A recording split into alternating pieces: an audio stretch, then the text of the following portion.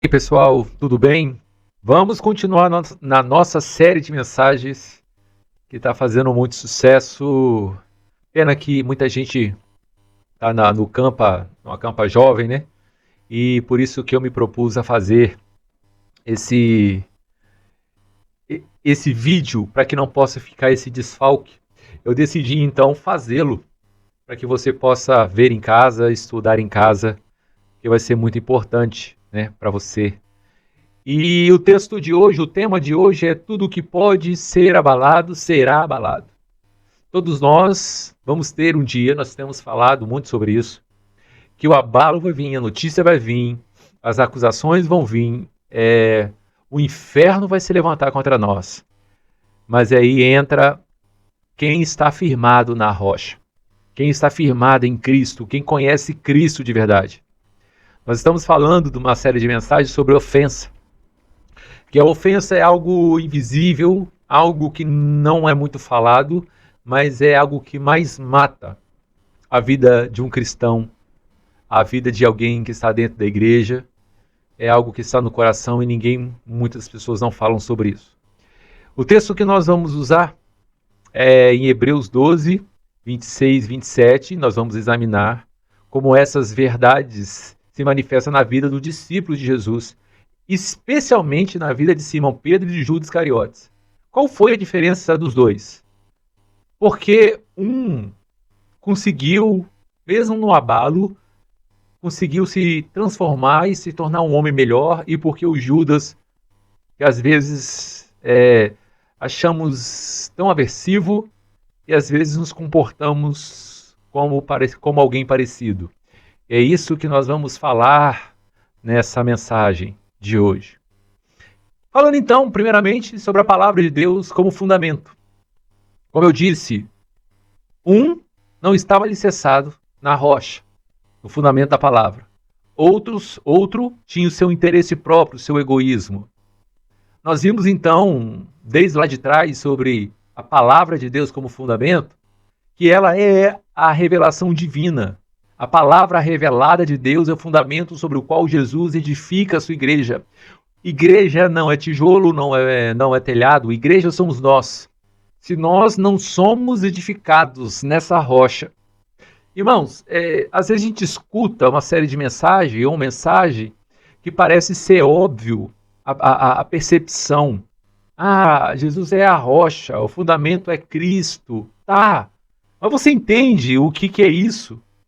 É isso que eu quero que você entenda. Para um pouco aonde você estiver, bota um fone de ouvido, manda o marido varrer a casa e fica você lá sozinho, para que você possa entender sobre essa mensagem. O fundamento. A igreja, ela tem que estar edificada nessa rocha. O que é rocha, além de Cristo Jesus? Isso mostra que essa rocha, você tem que saber que é rocha, você tem que saber que estar com os pés firmados nela é saber quem ele é de fato, não é de ouvir falar. Você tem que ter uma experiência com ele. Por que você é capaz de arrancar o seu fígado, o seu coração, o seu rim, se for preciso, entregar para o seu filho numa mesa de cirurgia? Porque você conhece, você tem um relacionamento com ele, e você sabe quem ele é o seu filho. Jesus, quando nós conhecemos e sabemos quem ele verdadeiramente é, nós somos edificados nessa rocha. Pode vir vento, pode vir o que for, nós estamos firmados nessa rocha que é Cristo. E Pedro estava firme, tinha essa firmeza. Mesmo falho, ele conhecia Jesus, quem ele era. Simão Pedro permaneceu firme quando outros discípulos partiram escandalizados. Todo mundo estava... Jesus, todo mundo diz lá fora que você é Pedro, que é João Batista. Outros dizem que o Senhor é Elias. Um diz que o Senhor é Moisés. E Jesus olha para todos eles e pergunta, e quem eu sou para vocês? E aí só uma pessoa, chamado Pedro, diz, Senhor, o Senhor é o Cristo, o Filho do Deus vivo. E Jesus olha para ele, eu imagino, com um sorriso e fala assim, Pedro, Não foi você, não foi a sua carne nem sangue que revelou isso para você. Não foi o seu intelecto, mas o meu Pai. Ou seja, ele teve uma revelação de Jesus, ele teve uma experiência própria. Quem era Jesus? Por isso que Pedro estava afirmado. Ô pastor, para de falar bobeira, mas ele negou, depois disso ele fez várias coisas. Nós vamos falar sobre isso, mas é por isso que ele voltou. E por isso que Judas não volta. Nós vamos falar também sobre o teste de fé nessa noite, né? Nós vamos falar do teste de fé. Nessa noite que Jesus foi traído, ele serve como outros testes para a fé de Pedro. Pedro foi traído, Jesus foi traído por Judas, nós sabemos disso. Mas não fica só por aí. Ainda existiu mais testes sobre a vida de Pedro. Testes que não sei se eu e você passaríamos.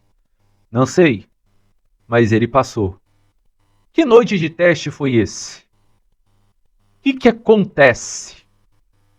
Primeiro que Jesus chega e diz assim para todos os discípulos e anuncia.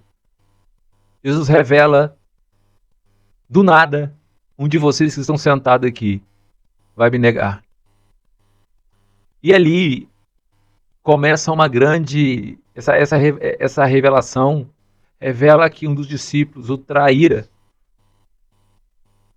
que o trairia na última ceia, que tudo já estava consumado.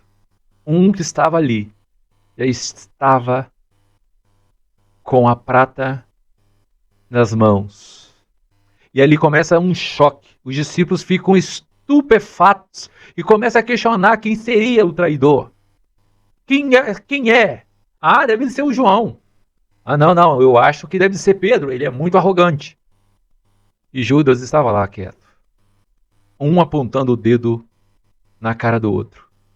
Só que a surpresa maior não foi essa. A surpresa maior era, Jesus estava falando que ele ia morrer, ele ia passar pela morte, ia ser entregue por alguém que estava ali. E eles começaram então a dizer, já que o senhor vai morrer, eu vou ser o líder, eu vou comandar essa galera. E eles começaram então a dizer, eu sou o preferido, eu sou o mais capaz, eu sou o mais preparado para estar ali. E aí Jesus começa grandes ensinamentos. Grandes ensinamentos. E um dos ensinamentos que nós aprendemos com ele, com Jesus, é o orgulho. Deixa eu botar ele aqui no melhor lugar. O orgulho em meio do abalo. Aqueles discípulos foram abalados por uma grande notícia, que Jesus ia morrer, que existia um traidor. Jesus anuncia, Jesus revela que seria entregue e morto.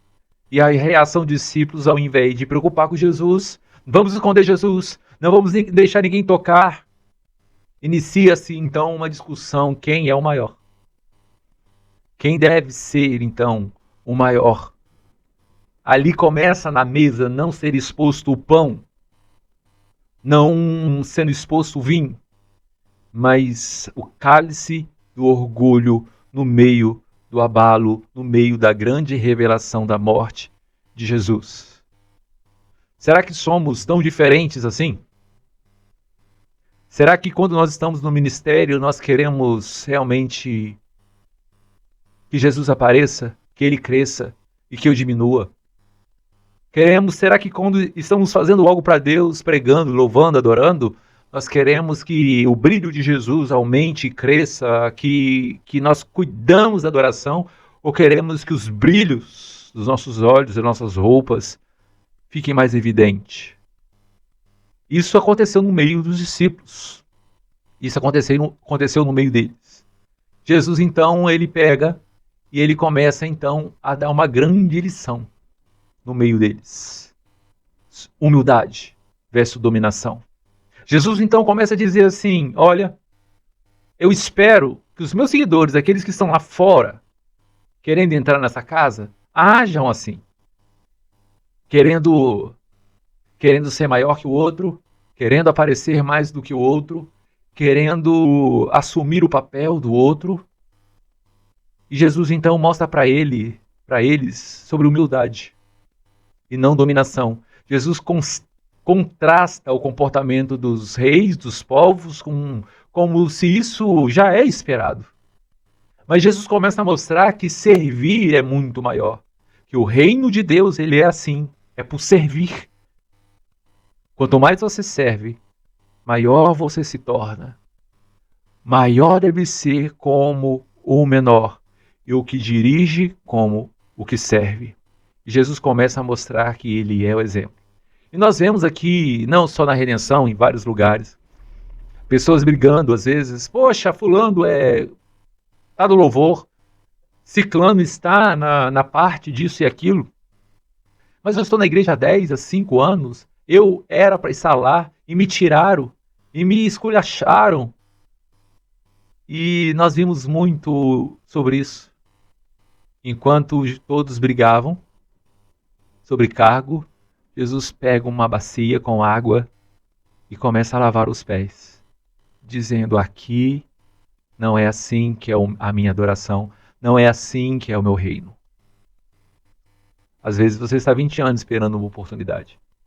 Espere mais 20, se for necessário. Seja o menor, se for necessário. Esse é o reino de Deus. A ofensa lá, ela vem assim, porque quando nós nos achamos capazes, nós achamos que nós deveríamos ocupar esses cargos que ninguém vê e acabamos ficando ofendidos. Saímos da igreja, saímos do ministério, vivemos errantes, porque achamos que fulano e ciclano não é merecedor, mas que nós somos merecedores. A ofensa entra, isso começa a minar as suas forças, tirar as suas forças de uma forma até você não aguentar mais viver assim. Judas versus Simão Pedro. Eu quero falar sobre esses dois personagens hoje. Vamos começar pelo Judas. Nunca teve o desejo genuíno de conhecer Jesus. Sua motivação era egoísta desde o início. Traiu Jesus por dinheiro. Ele estava lá porque ele queria status. Ele estava lá porque ele estava diante de um revolucionário. Ele estava lá porque aquilo que ele fazia dava lucro. Ele estava lá porque as pessoas o seguiam. Ele estava lá. Ele estava lá porque Jesus chamava a atenção. Simão Pedro, por exemplo, tinha um fundamento de amor, de revelação de quem Jesus era. É claro, falho, negou Jesus por medo, como nós somos falhos. Mas como ele sabia quem Jesus era, ele se arrepende profundamente. A gente só arrepende profundamente porque quando nós sabemos com quem nós erramos. Nós nos arrependemos profundamente quando nós sabemos que a pessoa que está no outro lado, ela não merecia. Essa é a grande diferença. Existia alguém falho chamado Judas, que tinha só interesse e egoísmo. Existia, no outro lado, um Pedro também falho, um ser humano, mas que conhecia Jesus e quem ele era de verdade. E que foi o único que disse: e vocês, quem acha que eu sou? Ele disse: tu és Cristo, Filho do Deus vivo. E Jesus olha para eles e diz: por que vocês não vão também junto com os seguidores? Vão embora junto com eles. E Pedro: como assim, Jesus? Só tu tens a palavra de vida eterna. Ele tinha a revelação quem verdadeiramente era Jesus. As coisas pequenas nos abalam. Nós podemos entender, diante dessa pirâmide aqui, vou começar pelo número 1, sobre a autoconfiança. Lembra, o título, nós estamos falando sobre ser abalado. Autoconfiança. 1, base frágil, que é facilmente abalada. Quando nós não temos autoconfiança, nossa base é frágil, porque nós não sabemos, não conhecemos Jesus. Muitas pessoas criticam pessoas que colocam, como os católicos, Jesus pregado em uma parede. Já vi evangélicos metendo a lenha. Ah, ele está lá, morto, mas o meu Jesus vive e reina. É? Mas quando alguém aponta, fala, calunia, Será que você conhece essa revelação, quem é Jesus? Será que verdadeiramente você sabe quem é esse Jesus? Você conhece? Você já ouviu? Você já sentiu? Você sabe o que ele falaria para você? 2. Pequenas provações. Frequentemente nos abalam mais que as grandes. Porque as grandes, elas não costumam vir diariamente. As grandes abalos vêm de vez em quando, mas o que nos derruba quando nós não temos essa revelação, conhecemos esse Jesus, são os abalos pequenos. O que nos incomoda não é andar descalços, pisando em um monte de pedra. Mas o que nos incomoda às vezes é uma pedrinha pequena dentro do nosso sapato, que faz a gente perder a nossa paciência, né? Mas embaixo dessa pirâmide existe a revelação divina, o fundamento que permanece após o abalo. É a revelação. Que revelação? É saber que Jesus é o Filho de Deus. Ele é o Cristo. Enquanto todo mundo vai embora e quando todo mundo vem, mesmo abalado, sabendo que algumas coisas vão acontecer, você coloca a sua esperança em Cristo. Gente, eu estou falando aqui de coisas sérias. Um filho seu morre. Uma mãe, uma esposa, um marido, alguém que você ama muito morre. E aí a gente ouve um monte de gente dizendo, por que, Senhor? Por quê? E a fé desmorece, a pessoa quer largar o ministério, quer largar a vida. Mas quando recebemos a notícia da morte de Jesus com os discípulos, e Pedro diz, o Senhor é o Cristo, tu és o Filho do Deus Altíssimo. Isso nos faz nos permanecer de pé. Esse é o fundamento, é essa revelação divina importante. Judas era um camarada que tinha em si a ganância, traiu Jesus por 30 moedas de prata. Ele tinha em si falsidade, mentiu, bajulou para obter vantagens. Desonesto, roubava o ministério de Jesus para o uso pessoal. E aí nós falamos, Judas nunca seria como ele. Não. Nunca bajulou pastor para ter benefícios. Nunca bajulou um líder para ter benefícios. Nunca fez cara de paisagem para ter algum cargo.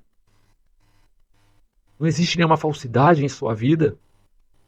Mentir, bajular, para obter vantagens, para continuar no ministério de louvor, de coreografia, do ministério do diaconato, sei lá o que for. Será que nós não temos esse caráter como o de Judas? É muito bom a gente pensar sobre isso. Nós aprendemos com Pedro que ele era imperfeito como Judas. Só que ele tinha uma revelação, ele conhecia Jesus de fato. Nós vemos aqui a primeira coisa, a lição é a queda. Pedro, sim, negou Jesus 3 vezes. Não foi uma, não foi 2, foi 3. Os romanos perguntaram, você anda com Jesus? Eu não. Outros, mas você fala que nem ele, você é seguidor de Jesus? Não, nunca ouvi falar. Diz a Bíblia que ele até xinga, palavrão ainda. Até xinga. Negou Jesus, errou feio. Mas só como ele sabia quem Jesus era, como ele tinha aquela revelação de Jesus, por isso ele se arrepende e chora amargamente ao perceber o seu erro. Terceira lição é restauração. Nós vimos então que Jesus o perdoa e restaura Pedro. E o quarto, o fortalecimento. Pedro se torna uma rocha na igreja primitiva. Não que ele se torna o Papa, mas Jesus diz, olha, eu sou a pedra principal e angular, aquela que está lá em Isaías, prometida. Mas tu és pedrinha. Tu és uma pedrinha dessa rocha que sou eu. É que nem nós podemos dizer cristão, a palavra cristão, eu sou crente, né? Isso, na tradução, é pequenos cristos, cristãos, pequenos cristos. Existe Cristo, nós somos imagem e semelhança dele, mas em forma pequena. Pequenos cristos sobre a terra, fazendo coisas que têm que ser feitas. E aí, O convertido sem fundamento é assim. Primeiro, a participação na igreja ela é superficial. Fazem oração, participam ativamente da igreja, mas superficial. Só vai no domingo, não se envolve, faz até oração, mas participa ativamente da igreja. Mas são rasos. São pessoas que qualquer abalo afunda. Segundo, falta de revelação, não tem uma verdadeira revelação de quem Jesus é. Você pergunta, quando você conheceu Jesus? Não sei. Qual foi a data? Não sei. O que Jesus disse para você? Não sei. O que ele mandou você fazer? Não sei. Crentes rasos, como diz lá em Ezequiel, crentes que têm água no tornozelo. Terceiro, decepção com Deus. Fica ofendido quando enfrentam grandes decepções. Basta vir um ventinho que a pessoa já quer largar tudo, faz bico, não quer na igreja, fala mal dos outros, fala mal do pastor, sai de igreja, vai para outra igreja, vai para outra igreja. Decepção, decepciona com todo mundo. Porque são pessoas que não têm fundamento. Que fundamento? Jesus não conhece, não teve a revelação como Pedro teve. Quando todo mundo diz, você, João, quando todo mundo diz, você Eliseu, Elias, e Pedro diz, não, tu és Cristo, Filho do Deus vivo. Aquele que foi revelado sempre, lá desde Gênesis. Convertido sem fundamento. 4. Ele abandona a fé, desiste quando a vida não melhora como esperado. Ele espera uma vida tranquila. Ele espera a bonança e quando a bonança demora a passar, ele desanima. Nós temos que aprender a confiar em Deus. O caráter de Deus, Deus sempre busca o melhor para nós, mesmo que não pareça no momento. Ele quer sempre o nosso melhor. Ele quer que nós tenhamos uma fé inabalável, confiar em Deus mesmo que não entendemos os seus métodos, nós precisamos confiar em Deus verdadeiramente. Nós temos que perseverar, manter-se firme sobre os cuidados de Deus, resistindo às tentações. Só resistimos quando nós sabemos quem Deus é em nossas vidas. Você sabe quem Deus é em sua vida? Se nós formos abrir a história, nós vamos ver muitos heróis na fé que sofreram, enfrentaram torturas, prisões, perseguições. Como diz domingo, os cristãos eram levados para o Coliseu, jogados para os leões, e eles permaneciam firmes. O apóstolo Paulo foi degolado, Pedro foi crucificado de cabeça para baixo, João foi queimado com gordura quente, Estevão morto à pedrada. O apóstolo Paulo foi perseguido e a própria igreja decidiu afastá-lo, porque era queima-filme andar com ele, porque ele foi acusado de ter colocado fogo em Roma, em Jerusalém, e andar com Pedro era queima-filme. Heróis da fé, heróis que tiveram perseverança, mantinham-se fiéis apesar das adversidades. Tinham fé inabalável, creram em Deus mesmo sem ver as promessas cumpridas. Creram em Deus. Quem tem um fundamento em Cristo, ele tem um alicerce no amor, o amor profundo, confiança intensa em Deus como fundamento, estabilidade, nenhuma tempestade abala quem está alicerçado na fé, quem está alicerçado em Deus. Tem o dom da graça, não vem da força de vontade, mas da confiança em Deus. Ele não confia no seu braço, ele não confia na sua capacidade, ele não confia no seu intelecto, mas ele confia em Deus.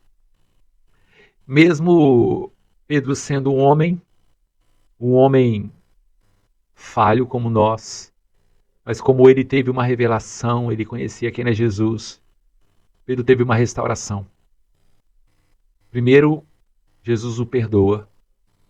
Pedro, por negar ele 3 vezes. Segundo, a restauração. Pedro é restaurado, a sua posição de liderança é permanecida. Pedro tinha esse jeitão, mas ele era um líder nato. Ele é restaurado. Foi ele que pregou e grande multidão veio e se converteu. Foi ele, aquele que tinha a revelação que Jesus era o Filho de Deus. Pedro foi restaurado e foi ousado. Pedro proclama corajosamente o evangelho. E ele era fiel, tinha em si a sua fidelidade, serve fielmente até a morte, serviu Jesus. Isso é uma lição de fé para nós, para a nossa jornada, né? O autoconhecimento. As provações revelam o que está em nosso coração. Crescimento. Os testes podem nos tornar mais fortes ou amargos. Tem gente que quando tem uma aprovação, ele se torna melhor ou ele se torna rancoroso. Tem gente que perde alguém, um filho, uma filha, sei lá. Ele, em vez de pegar isso como exemplo, ele se torna uma pessoa insensível. Lições que nós aprendemos com tudo isso é confiar, passar nos testes, aprofundar nossas raízes em Deus. Conhecer Jesus, conhecer esse fundamento, nos torna humilde e faz a gente reconhecer a nossa dependência de Deus, que nos prepara para a sua graça. E é isso. Eu quero dizer para todos vocês aí, deixar bem grandão aí agora, que é muito bom servir esse Jesus. Nós estamos na 8ª lição. Eu quero dizer para você que não deixe a ofensa tirar sua paz, tirar sua vida. Meu amado, eu sei que é difícil, mas se você deixar a ofensa chegar no teu coração, se você quiser viver para cargos, viver para aparecer, hoje no ministério dificilmente nós vemos alguém chegar na igreja e falar assim: pastor, eu quero ser aquela pessoa que limpa a igreja. Nós não vimos, difícil, temos que pagar. Nós não vimos, a não ser o meu grande amigo, irmão Nilton, que está lá sempre, e agradeço a ele. Ele faz a arrumação lá da ceia e de alguns eventos. Mas os Niltons da vida estão acabando. Ninguém se oferece. Ninguém se oferece mais para as coisas que a gente não consegue ver. Mas, em compensação, pastor, meu sonho é cantar no louvor. Pastor, meu sonho é fazer um solo. Pastor, eu quero fazer parte da coreografia, como eu faço. Isso é uma pena, porque nós vemos aí corações como Judas, que só olha para si, uma geração que só olha para querer se aparecer. Não que você não possa cantar, não que você não possa dançar, cante, adore, mas que o seu grande objetivo é ter o fundamento que é Jesus. E quando você está 10, 5 anos, ninguém te olha, ninguém te nota, isso não te entristece, isso não te abala, você não se ofende e você permanece fiel. Que Deus abençoe você, em nome de Jesus. Amém?